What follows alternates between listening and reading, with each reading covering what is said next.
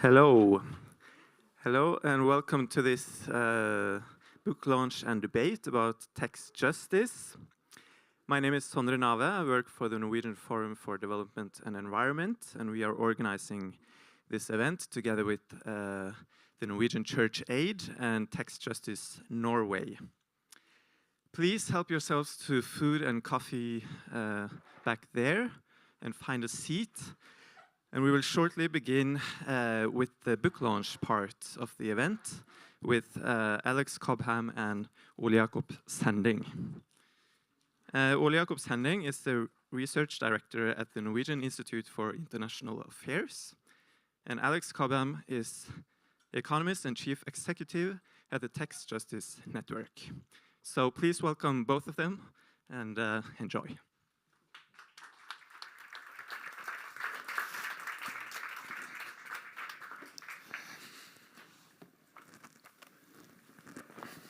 Good morning. It's nice to be here to talk about important issues with a certain smell of party at 9 o'clock in the morning. Welcome to Oslo, Alex, and congratulations on a very good and important book.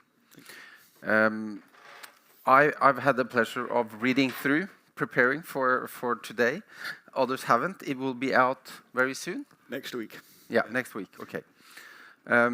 Maybe to start us off, you could tell us a little bit about first Tax Justice Network and the work that you're doing there, because you note in the book that this is very much written as part of your work there, and that the earnings from the book will also be devoted to that important work that you're doing. Sure. So yeah, this is true. Tax Justice Network is, pays for me, so the book is all for them, as it were. The network was set up 20 years ago. We've just had our 20-year evaluation, and as a small, originally UK-based organisation, I think what you'd say is the Tax Justice Network has been catalytic. We are not the global movement, but our role in the creation of the global movement, I think, from 2003 is kind of a pivotal one.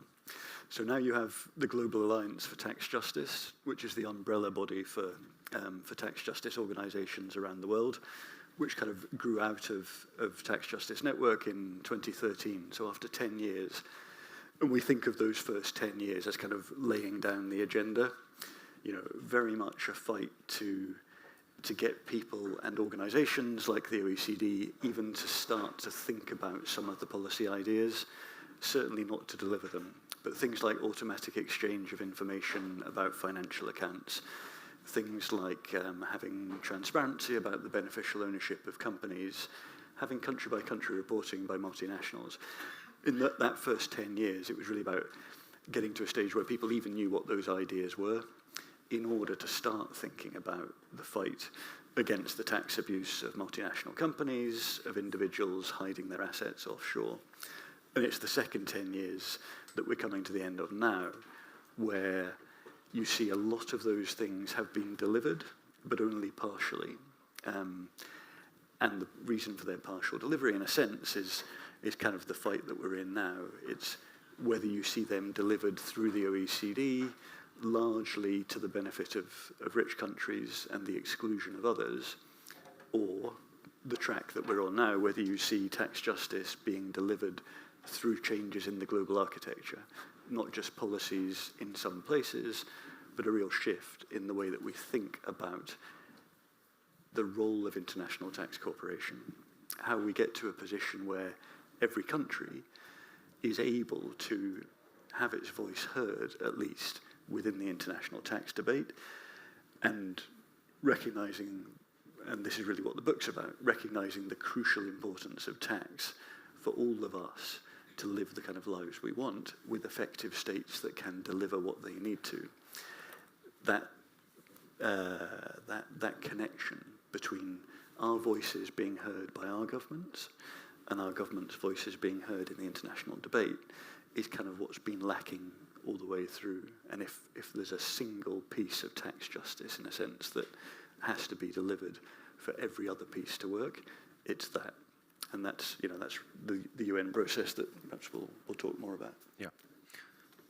So you mentioned in the introduction to the book the role of taxation in terms of a social contract.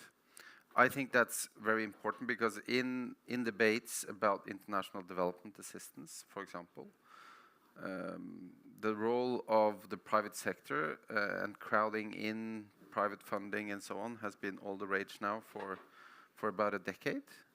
And it is important. But there has been much less focus, I think, on the role of domestic and international resource mobilization through governments, i.e. taxation.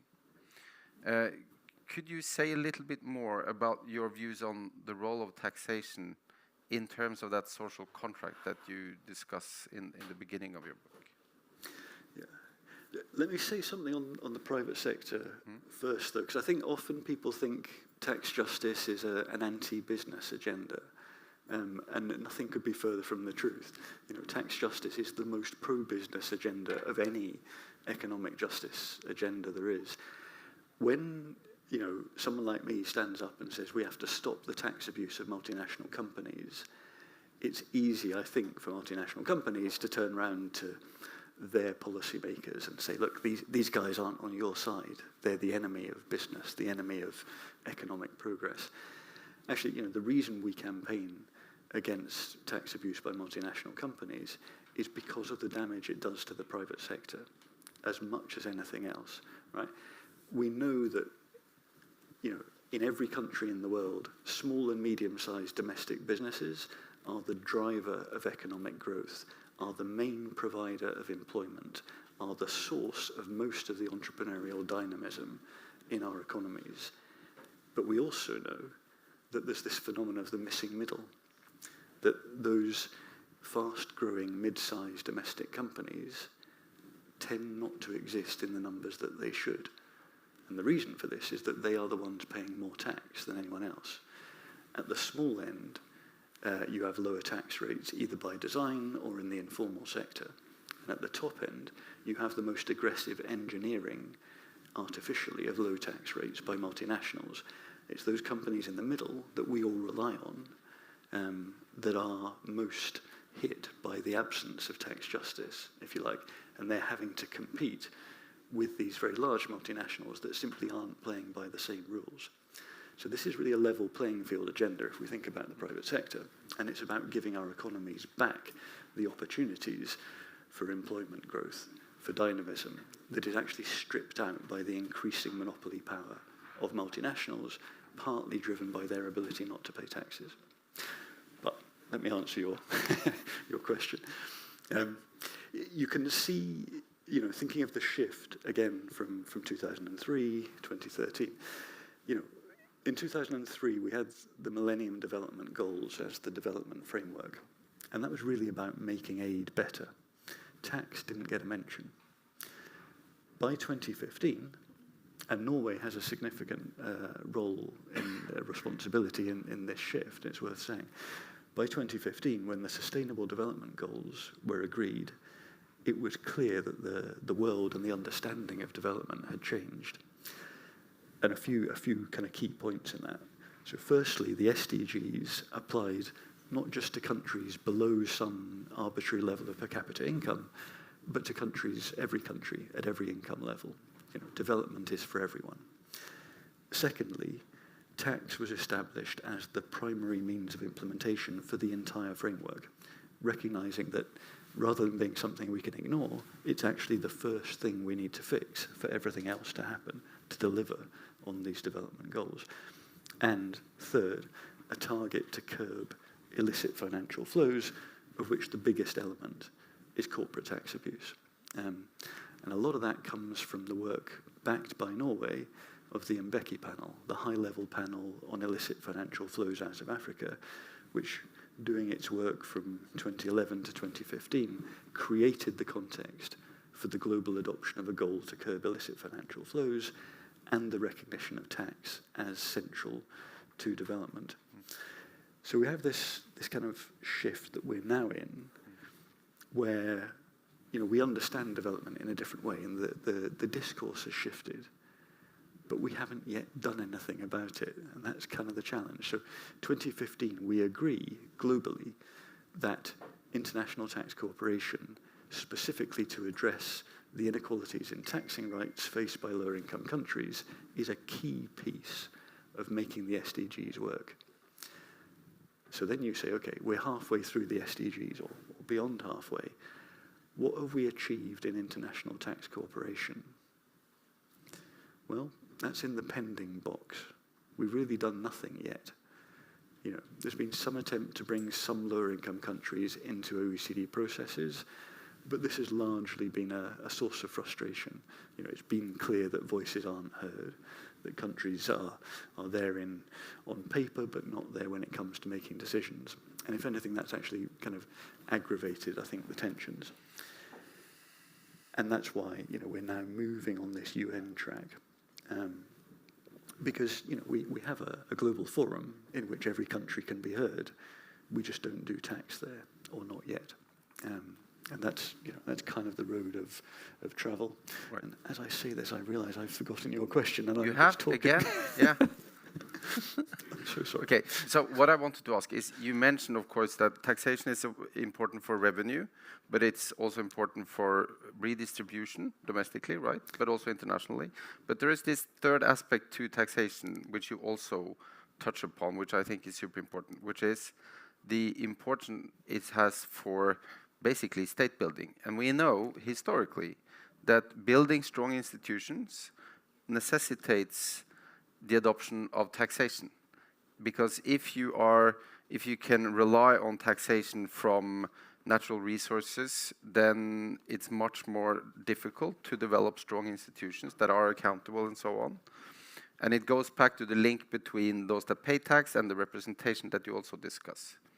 And I mention this because in the context now of debates about decolonizing aid and so on, this seems to be a very important point, that if we focus on taxation, one, you can actually over time build stronger institutions, which we know that development assistance delivered from outside is not very helpful. But if you can then mobilize domestically, it can actually work. And I think it links up with broader debates about decolonizing aid, because it does give political choice and agency to low and middle income countries in a very different way. I was going to ask you if you remembered the 4 R's, but I can see I don't need to. Yeah. So the 4 R's, revenue and redistribution, the two we always think of with tax, and fundamentally important. Revenue to fund public services and effective administration, and redistribution to challenge the overlapping inequalities that scar all of our societies.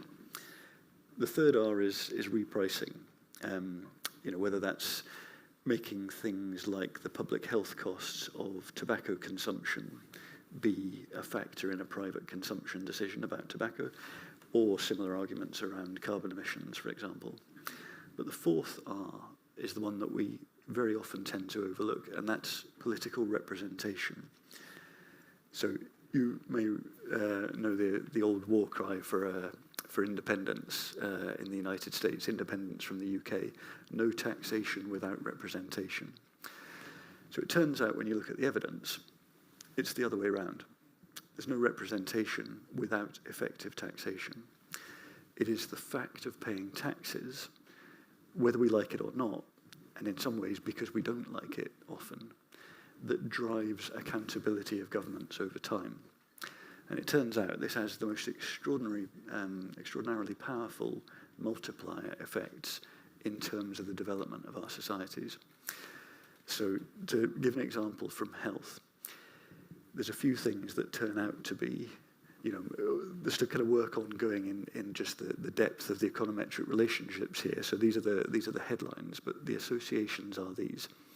If you have a government with the same overall budget that relies more on tax as a source of that budget than on other sources, like natural resource wealth or foreign aid, for example, just the fact of its relying more on tax for the same total budget means that more will be spent on public health. But it doesn't stop there. For a given public health budget, where more of the underlying government's budget comes from tax rather than other sources, the same level of spending on public health delivers better outcomes. Better outcomes that are also more inclusive.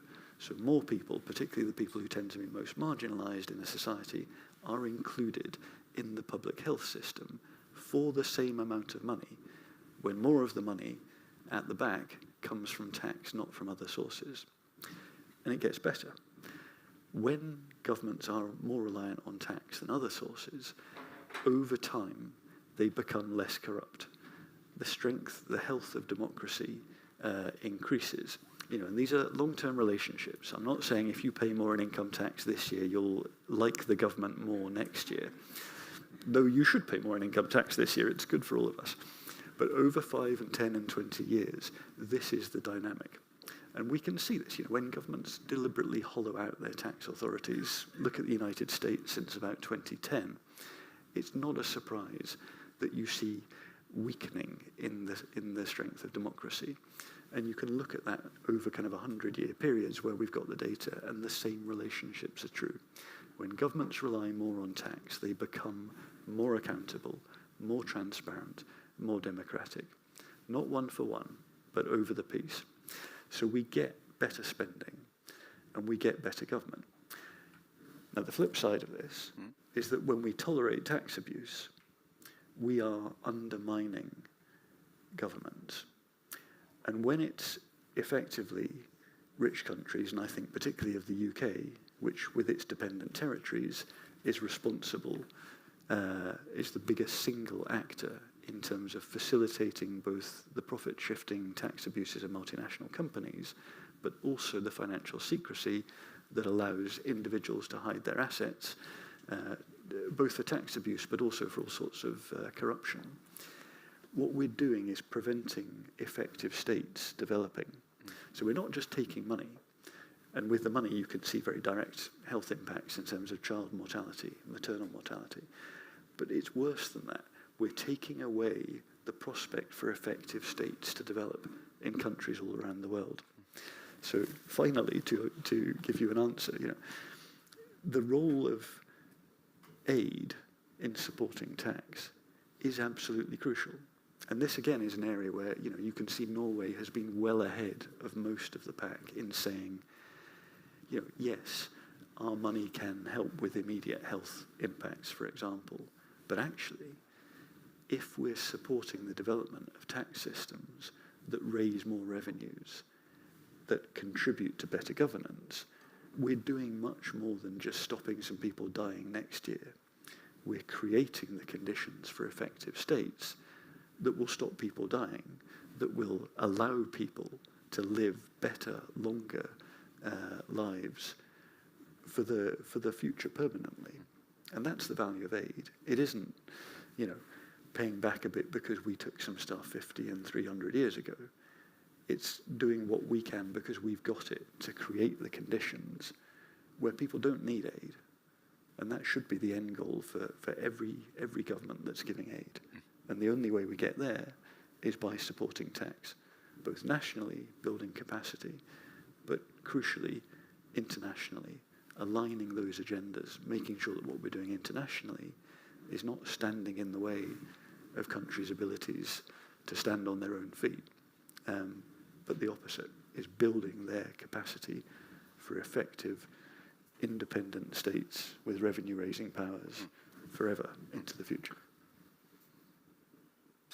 So what would be the counter-argument? So in debates internationally about, framework convention on taxation and so on, surely OECD countries that voted against at the UN now a couple of weeks back, they wouldn't subscribe to your view that this is tax abuse necessarily. They it's look, the OECD members suffer by far the greatest losses from both corporate and individual offshore tax abuse, right? And these are the governments, as much as any, that are under pressure from their own citizens to do something about that tax abuse. You know, it is difficult to impose austerity at the best of times, as it were, but imposing austerity in conditions when clearly the biggest taxpayers are facing much lower effective tax rates than middle-income individuals and households are, is politically potentially explosive. And so OECD members themselves, particularly since about, after the financial crisis, since perhaps 2013, have been under real pressure to show that they are delivering. And that has led to a series of successes, partial ones, but genuine successes nonetheless. I think what they would have said up until about 2020 or 2021 is, look, we recognise the OECD is not inclusive, okay, and and maybe we feel a bit bad about that, but as long as the OECD is effective, it's the only game in town. And that's the argument we heard time and again, when you said, look, we need to shift this to somewhere that is inclusive, where all countries can be heard, and it's not just, when you get something like the financial crisis that makes rich countries care more about this and their people, that you get some progress. We need a space in which, all countries are heard, including the ones that suffer not the biggest absolute losses, but the biggest losses as a share of their current tax revenues, and that's lower income countries. So I think that only game in town argument really held for quite a long time. But by about 2021, you could see that even the most committed OECD members had really understood that the OECD, again, was not going to deliver.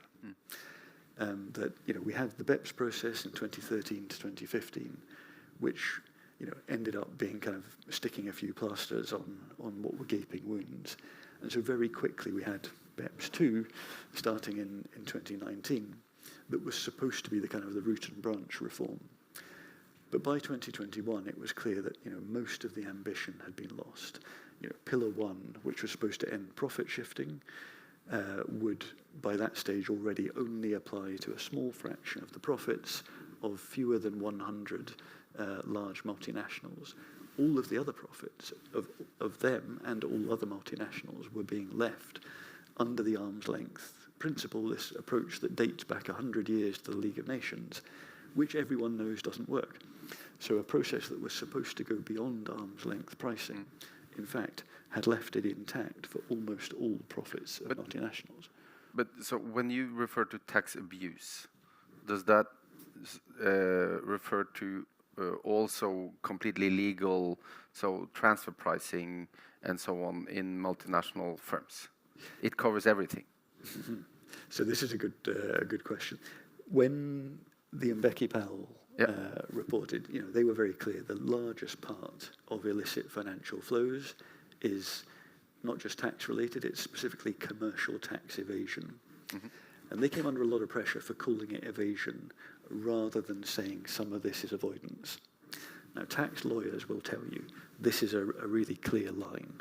On this side is tax evasion. This is illegal. This is criminal.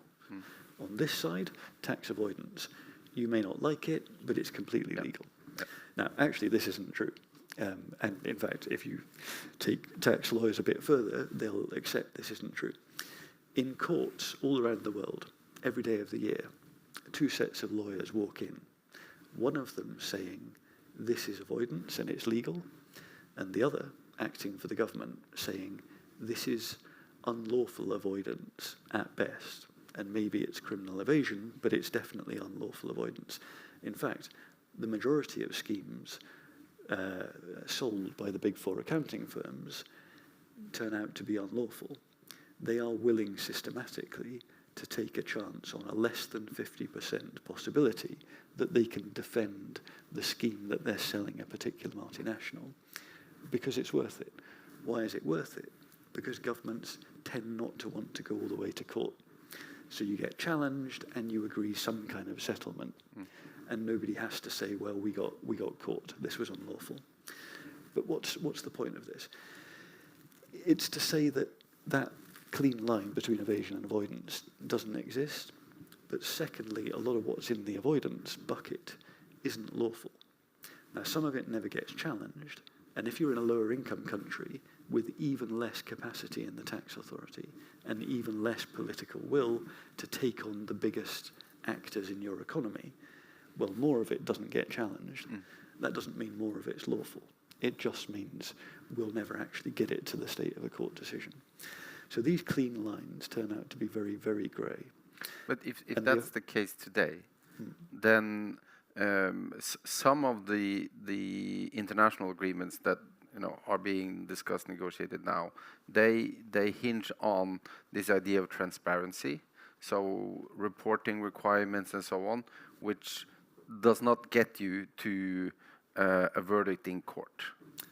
So there must be some idea here of naming and shaming dynamic going on, or there is this idea that will actually work in pressuring multinationals and governments to shift their behavior.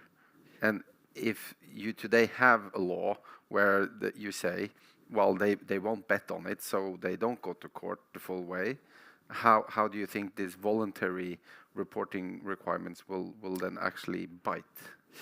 So this is where you can absolutely see the common interest of countries. So there was a fight. Just to finish that, there was a fight for the first 5 years of the SDGs purely about the definition of illicit financial flows.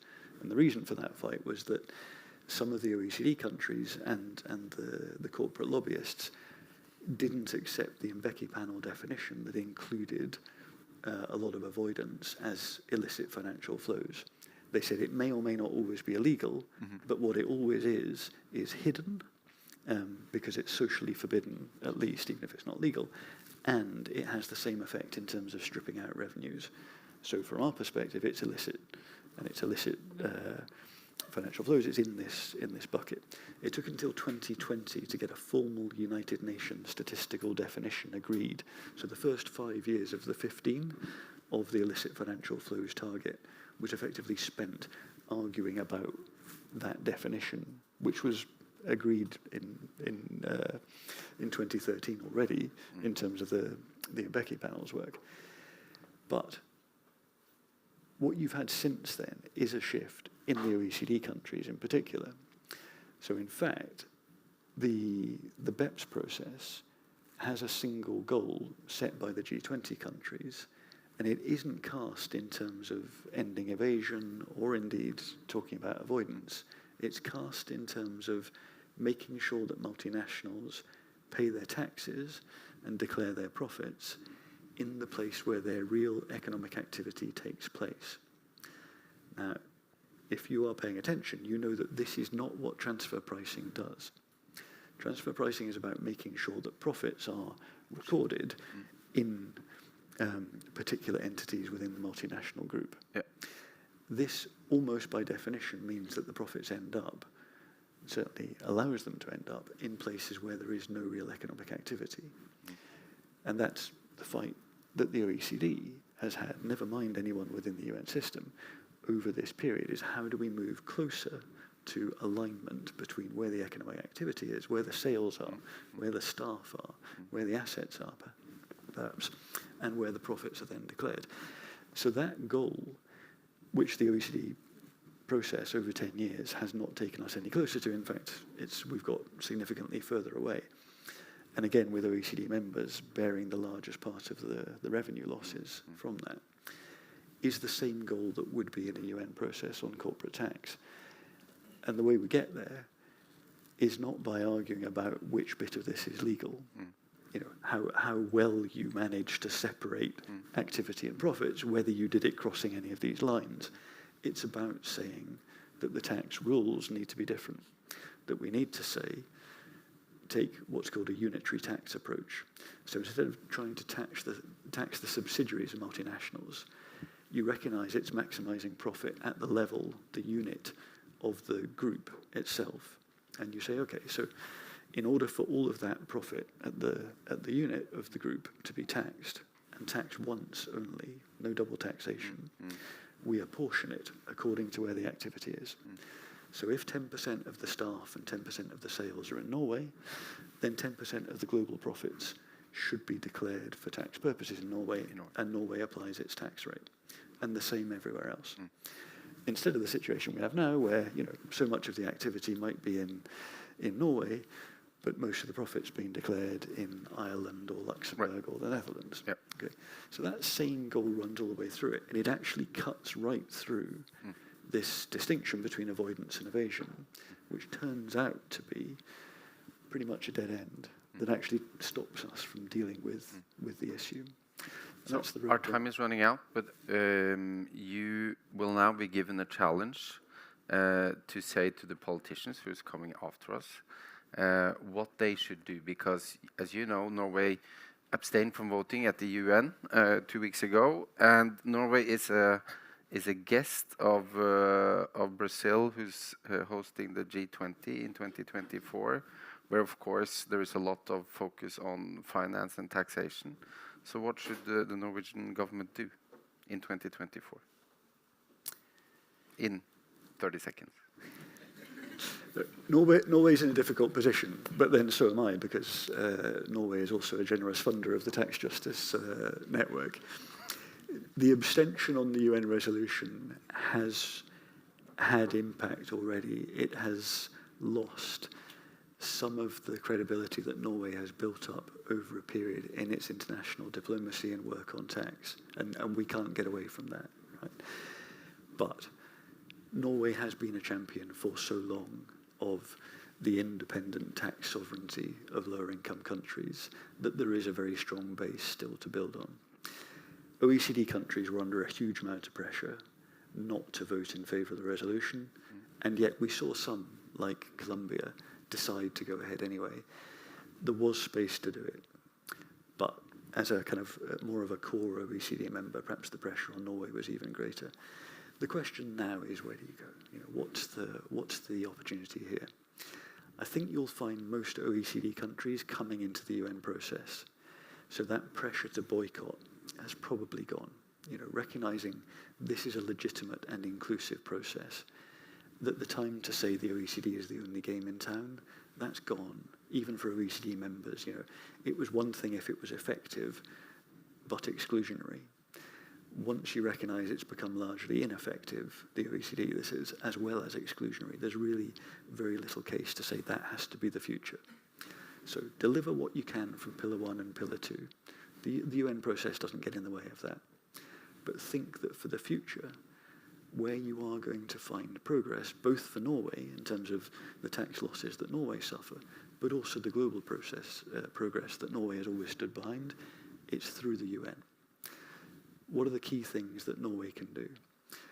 It can do what it's long done, to support the capacity of lower income countries on tax to engage in this process.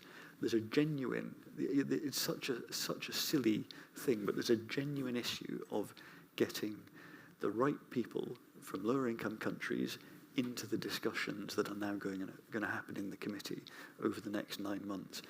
It doesn't take very much money, but it takes some money.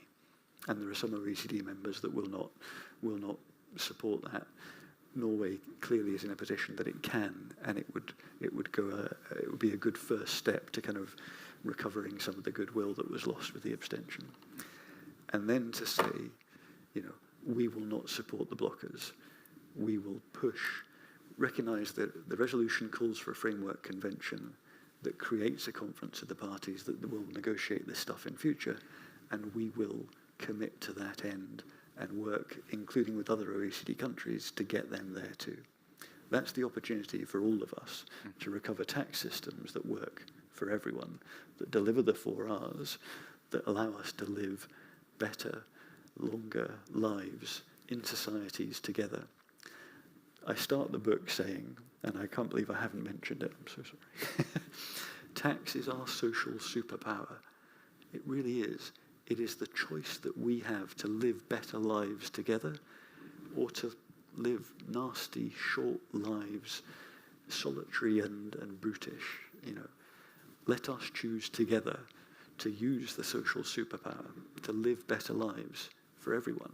And the UN process is really how we're going to get there.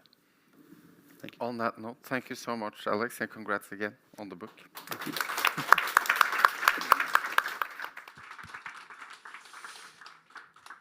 Thank you very much to Alex and Ole Jacob for that conversation.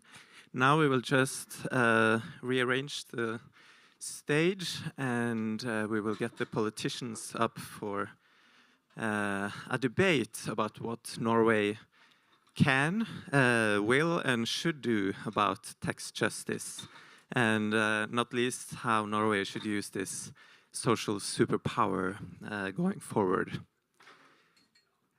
So I will just welcome our moderator, Sofie Bergvall, up on the stage, who will present the panel.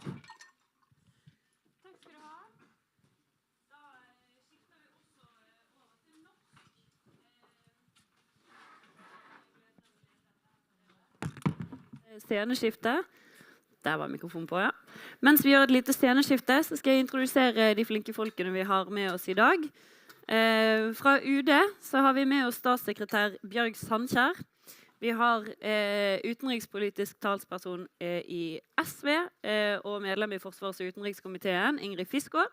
Fra Arbeiderpartiet så har vi også medlem av Forsvars- og utenrikskomiteen, Nils-Ole Foshaug. Og fra Høyre så har vi medlem i finanskomiteen, Heidi Nordby Lunde. Så velkommen opp på scenen til panelet.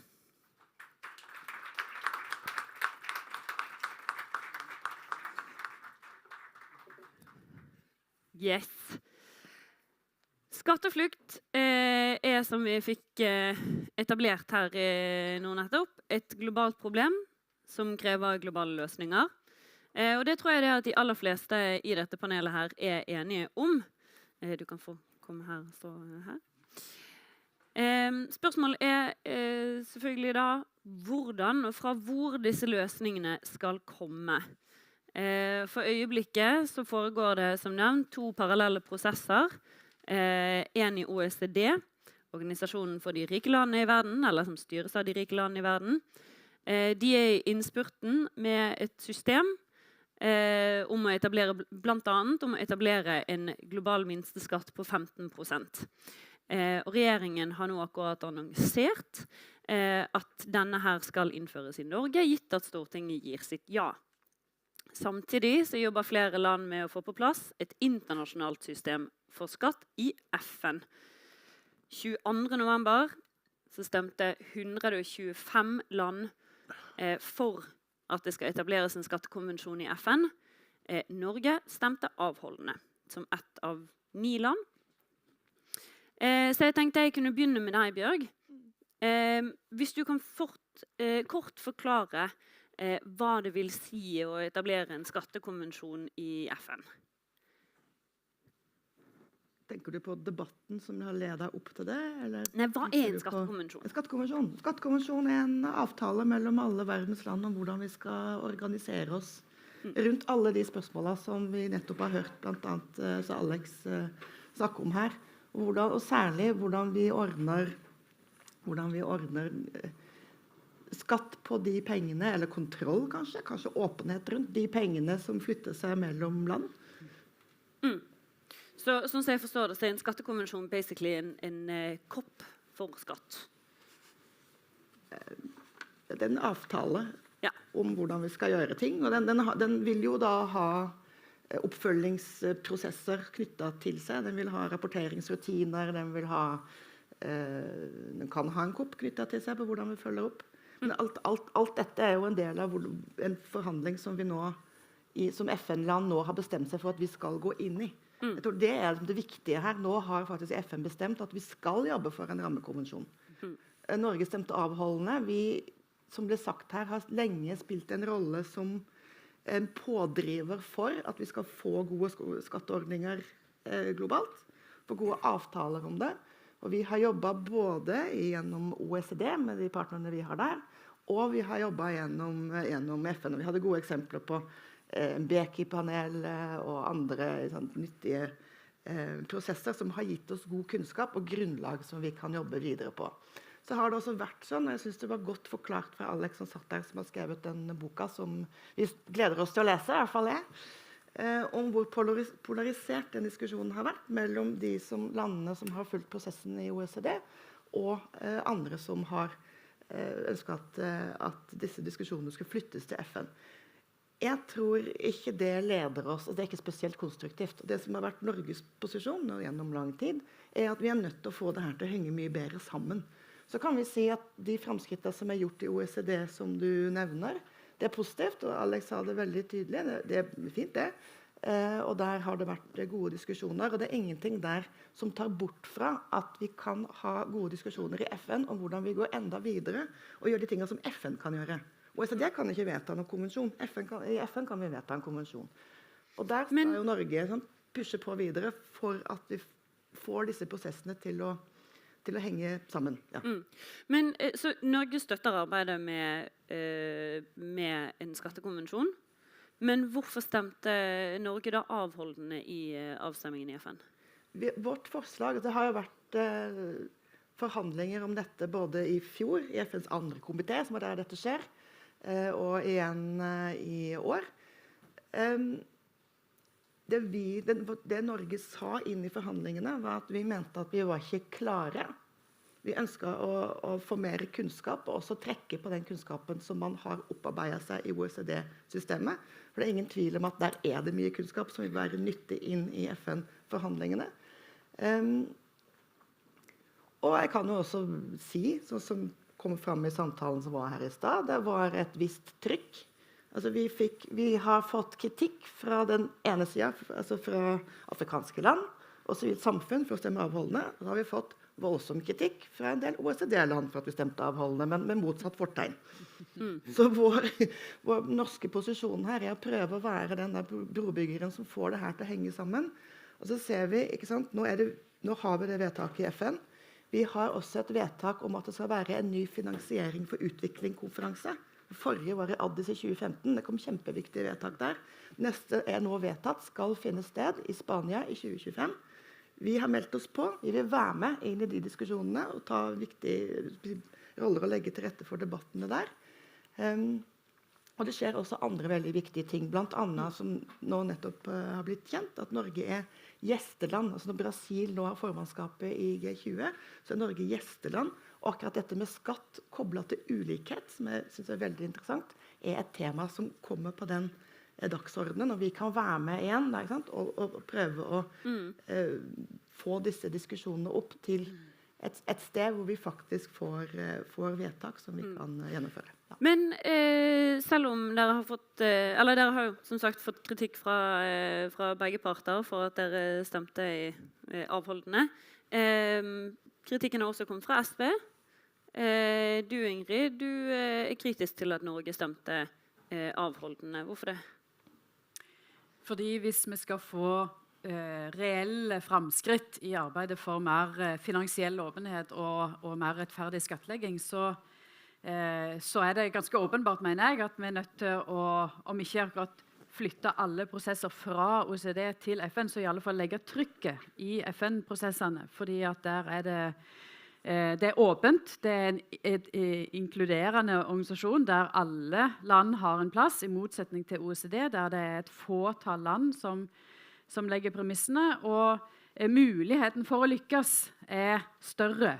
Selv om det aldri noen garanti, så den i hvert fall større i FN. Og som det jo kom fram, Norge har hatt en internasjonal lederrolle i dette arbeidet gjennom mange år. Og det å sette seg på gjerdet, la være å ta stilling, det ikke akkurat det jeg forbinder med å ha en lederrolle. Og her burde Norge ha alliert seg med de landene som blir aller hardest rammet av internasjonal skatteunndragelse eller unngåelse, alt ettersom hva skatteadvokatene velger å kalle det, ref det Alex sa i sted. Men selv om de største summene jo faktisk blir unndratt fra de rike landene, så det de fattigste landene som blir hardest rammet av dette, og som derfor selvfølgelig har en helt legitim interesse av å være inkludert på en rimelig måte i prosessen. Så det mener jeg at Norge skal være. Og så må en jo ikke være overrasket her over at det veldig mye maktspill som foregår i disse prosessene. Det klart at her står det store summer, veldig mye makt som står på spill, fra de store selskapene, først og fremst, som jo har veldig interesse av alt dette finansielle hemmeligholdet som I dag, og de regjeringene som sympatiserer med og som ser det som sin oppgave å støtte opp under disse selskapene. At de drar I bremsen, ikke vil ha framgang I dette, det mener jeg det må være åpenbart. Så må vi finne måter å få til et godt, inkluderende, legitimt internasjonalt samarbeid som egnet til å ta noe makt vekk fra disse kreftene. Og der tenker jeg at Norge kunne absolutt vært mer på gassen enn på bremsen. Heidi, du rister på hodet. Du har jo jobbet en del med OECD-prosessen I finanskomiteen, og mener det at det et godt regelverk? Ja, altså, la oss være enige I at det et historisk gjennombrudd, at alle nå enige om at vi skal ha en internasjonal skattekonvensjon, og Norge skal absolutt ha en lederrolle I det, og bare være helt enige om at det på ingen måte I norsk interesse å legge til rette for ulovlig kapitalflukt eller skatteunndragelse. Tvert imot så strider det direkte mot aktive norske interesser, enten det oss som bistandsstat som betaler store summer til land som vi ønsker at skal være en del av en utvikling og demokratisk utvikling, og ikke minst også så skader det norsk næringsliv og store norske selskaper. Og jeg mener at Fiskaa tar helt feil når den da aktivt bidrar til en mistenkeliggjøring av store internasjonale selskaper som faktisk bedre tjent med et internasjonalt skatteregime I stedet for da usynlige økonomiske prosesser som jeg tror vi alle enige om at egentlig næringsliv og en sunn markedsøkonomi taper på. Så spørsmålet skulle vi ha stemt avholdende eller ikke. Jeg tror I hvert fall ikke vi skal være så naive at vi tror, eller innbiller oss selv, at det afrikanske diskutable regimer som har vært liksom, en pådriver for å få I stand et internasjonalt sunt skatteregime. Og jeg tenker I den forbindelse at når noen drar I bremsen her, så det nettopp fordi at vi har vært en pådriver for dette gjennom mange år, og det var vel Fiskaas finansminister Kristin Halvorsen som satte I gang og bidro til at Norge var en aktiv leder innenfor dette arbeidet I OECD. Og det man ønsker å ikke gi et klarsignal til et skatteregime som man ikke ser på som det vi ønsker et fremtidsrettet godt skatteregime, men at det ikke bare det, men også innretningen som teller. Men da må jeg bare spørre, du uenig I det? Sant? Altså G77-landene og flere andre sier jo det at den prosessen som har vært I OECD lite inkluderende, den har ikke vært demokratisk, den har vært styrt av og satt premissene har vært styrt av verdens rike land. Du uenig I den diagnosen? Nei, jeg ikke nødvendigvis uenig I det, men det på en måte å si at den har vært udemokratisk når det noen av verdens største demokratier som har vært med på å lede de prosessene. Men det også de største demokratiene som de største skatteparadisene? Ja, jeg vil jo ikke akkurat si at de de største skatteparadisene. Og igjen, det ikke de afrikanske landene som har vært forløper eller vært I lederhitet på å utvikle gode, sunne internasjonale lovgivning på dette. Så jeg synes det å snu debatten litt grann på hodet. Nils-Ole, Arbeiderpartiet har I sitt program at de ønsker en konvensjon om økonomisk åpenhet. Nå har FN gått hva skal man si, forbi det og gått inn for skattekonvensjon. Hvor står Arbeiderpartiet I spørsmålet om hvem som bør lede det internasjonale skattearbeidet? Nei, først vil jeg si jeg synes det var utrolig flott at 22. november på jobbeslagen min så gjorde FN et valg. Jeg lever godt med Norge sin avholdenhet, for det gir også noen posisjoner og I det arbeidet som skal gjøres fremover. Og så det vedtatt, og det vedtatt den jobbingen som skal skje nå, og det jo den som jeg tenker viktig. Det gir noen muligheter I det her med å jobbe frem til august 24, da det skal være ferdig. Jeg tror det blir krevende, jeg tror det blir knalltøft. Det ikke one happy big family på denne jordkloden her. det ulike interesser, det ulike stater, det ulike styresett. Der kan Norge spille en rolle.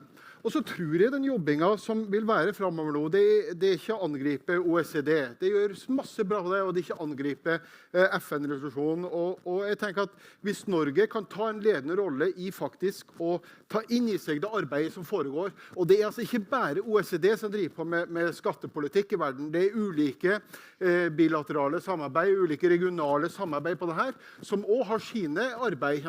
Dette, og det er jo en del av oppdraget, må jo favnes inn i arbeidet mot det som skal leveres i 2024. Da synes jeg det er gode valg jeg har gjort. Arbeiderpartiet tror jeg vil være særdeles fornøyd med det. Også det eneste som Arbeiderpartiet kanskje ikke helt fornøyd med regjeringen i forhold til årsmøtet vårt, det var jo at vi ønsket nok en større minimumsskatt, altså selskapsskatt, enn hva det regjeringen kommer med nå. Vi har vel vedtak på at vi ønsker 25% på det.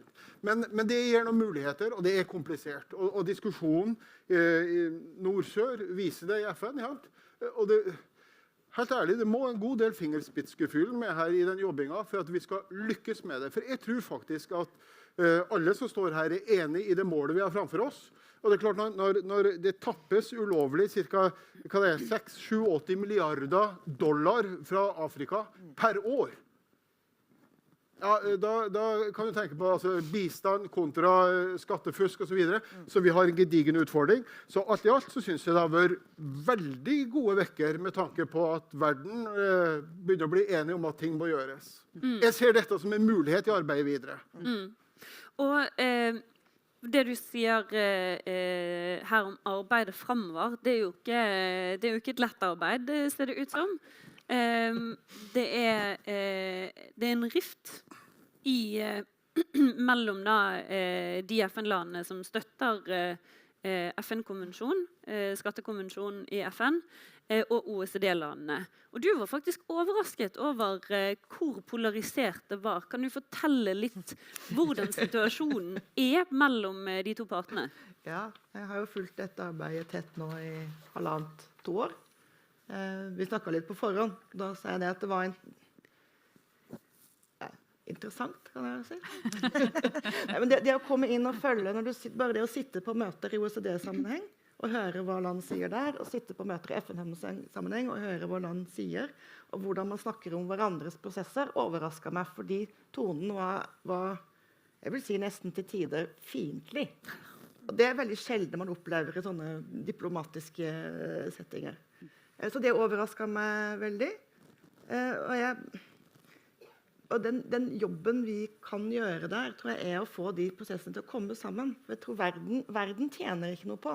Altså de menneskene som ikke får helsetilbud og ikke får skole fordi at pengene renner ut gjennom disse smutthuller som vi og alle vil tette, tjener ikke noe på at vi krangler mellom OECD og FN. Så jobben vår må jo være å få det her til å henge sammen. Nå er det en prosess som er på vei til å sluttføres i OECD. Så kan jeg også være enig i at du skulle gjerne sett at den satsen var høyere enn 15. Men så ble det sånn, ja. Men så ble det nå det. Så får vi ta den, og så er det denne pilar 1 som vi hørte om i sted, som ikke er ferdig ennå. Der skjønner jeg at det er litt sånn vanskelige forhandlinger, men jeg håper jo det kan sluttføres. Det står ikke i veien for at vi også jobber i FN-sammenheng med å få gode... Først er det jo prosessene som skal på plass. Og der skjer diskusjoner i veldig mange spor. Altså, den afrikanske union har også fattet veldig gode vedtak på dette, som vi må ta med inn her. Så har vi dette G20-sporet med Brasil som vi får være med på. Det tar vi med inn. Så har vi finansiering for utvikling og arbeid som skjer i...